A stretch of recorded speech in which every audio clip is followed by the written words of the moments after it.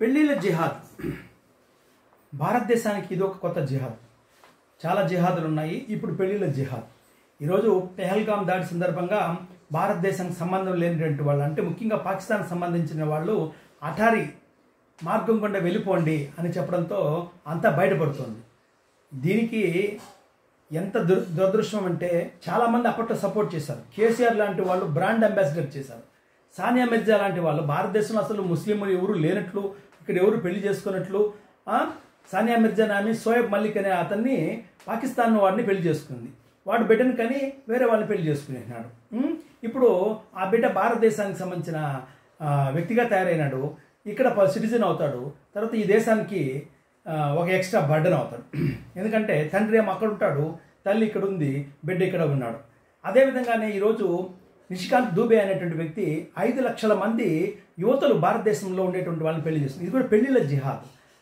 వాళ్ళు పాకిస్తాన్ నుంచి ఇక్కడికి రావడానికి ఏదో ఒక కారణం పెట్టుకోవాలి. అందుకని వీళ్ళు వివాహాలు అనేటువంటి బంధాలు పెట్టుకొని వచ్చిపోయేదానికి, తర్వాత గూఢాచారం చేసేదానికి చేయడం జరిగింది. ఇప్పుడు అటారీ బార్డర్ కింద 80,000 మంది మహిళలు ఎవరైతే ఉండారో వాళ్ళందరూ పోయి వెళ్ళిపోయడానికి సిద్ధంగా ఉంటూ పాకిస్తాన్కి వెళ్ళాలి. ఎందుకు? ఈ యుద్ధం మన పెహల్గాం దాడి సందర్భంగా భారతదేశం చేసినటువంటి నిబంధన 2-3 రోజుల్లో ఇక్కడి నుంచి వెళ్ళిపోవాలా అని చెప్పడం. ఇప్పుడు వాళ్ళందరూ అక్కడ కూర్చొని మేము పాకిస్తాన్ పోవాలా, మేము ఇన్ని సంవత్సరాల నుంచి వెళ్తున్నాం, ఇన్ని సంవత్సరాలు ఇండియాలోనే ఉన్నాము, భారత్లోనే ఉన్నాము, ఇప్పుడు మమ్మల్ని పంపించేస్తున్నారు మోడీ అని తిడుతున్నారు. ఒక విషయం ఏమంటే, ఒక సిఆర్పిఎఫ్ జవాన్ యొక్క భార్య కూడా పాకిస్తానీ మహిళ ఈరోజు బయటపడింది. ఒక 40 సంవత్సరాల నుంచి ఒక పిల్లవాడు ఇక్కడే చదువుకుని ఉద్యోగం తెచ్చుకుని అన్నీ కూడా ఉన్నాడు, అతను పాకిస్తానీ. ఇటువంటి దారుణమైన వ్యవస్థ ఉన్న సందర్భంగా, ఇది బయటపడిన సందర్భంగా కేంద్ర ప్రభుత్వము వెంటనే ఎన్సిఆర్, నేషనల్ సిటిజన్ రిజిస్టర్, ఎన్పిఆర్లను తీసుకురావాలి. అంటే భారతదేశంలో ఉన్నటువంటి భారతీయులు మాత్రమే దీనికి వస్తారనమాట.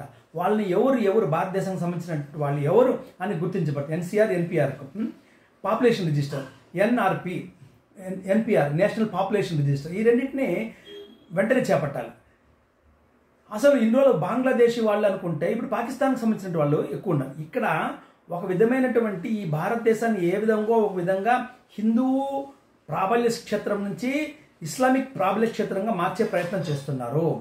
దీన్ని ఈ సందర్భంగా, బహిర్గతమైన సందర్భంగా ఖచ్చితంగా ఈ ఎన్సిఆర్, ఎన్పిఆర్ను వెలుగులోకి తీసుకొచ్చి వాటిని చట్టాలు చేసి ఇక్కడ ఉన్నటువంటి వాళ్ళని తరిమివేయాలని కోరుతున్నాను.